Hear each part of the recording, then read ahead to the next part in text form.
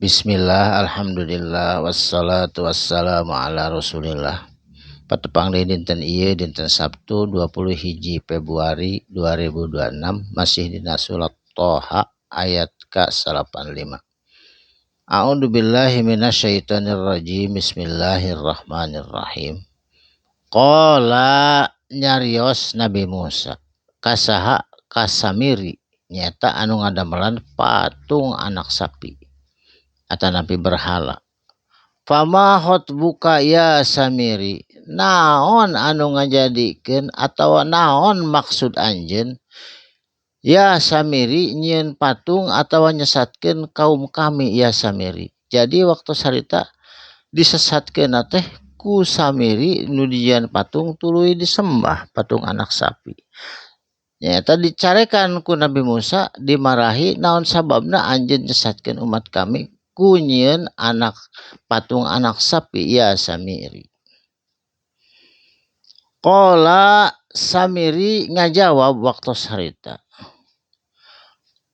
Basur tu kami ningali cenah. Kuring ningali cek Samiri bima lam yabsuru tina naon anu teu katingalieun ku Bani Israil waktu harita bihi tina hiji perkara.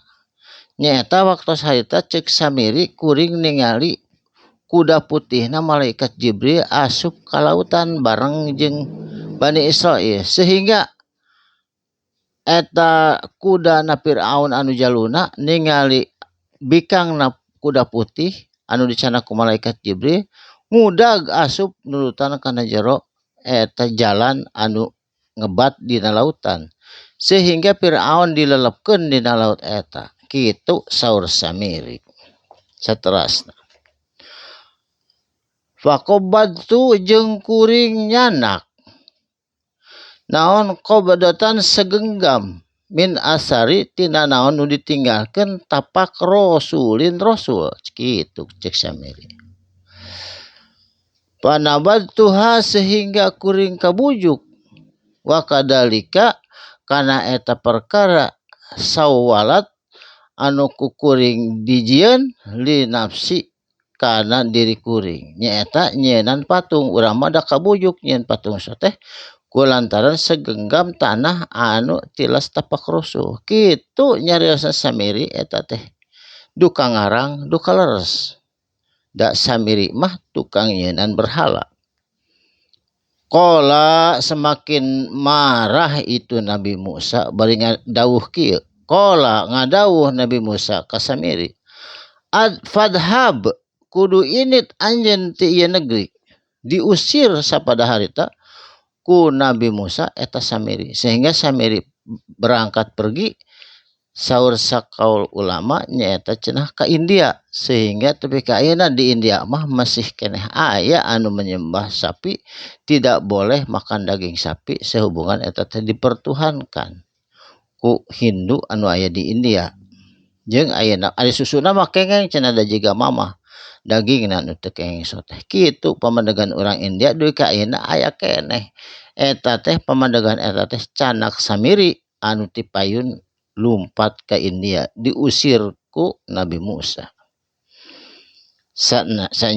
Saterasna fa innalaka sanyana ari anjeun bakal menang siksaan fil hayati dunya di fil hayati dina kahirupan antakula jeung anjeun cumarita la misasa temenang menyentuh orang lain, temenang mengaruhan diboikot ku Nabi Musa, temenang mengaruhan orang lain, pikeun musyrik ka Allah nyieun patung-patung berhala terus disembah.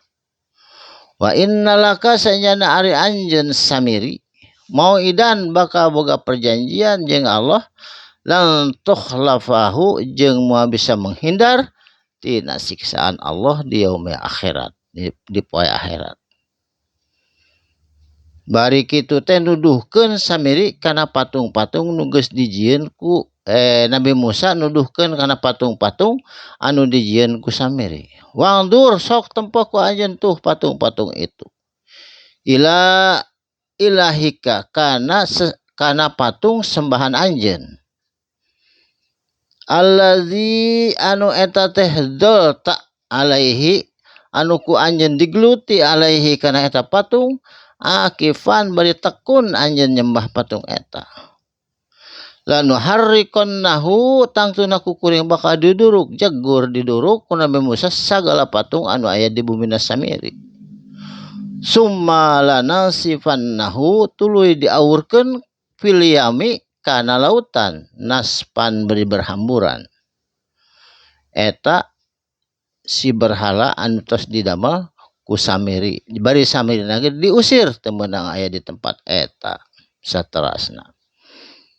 Innama sanyana ari perkara sembahan anu sabenerna ilahukumullahu nyaeta teu aya nu wajib disembah kum ku anjeun kabeh Allahu angin Allah.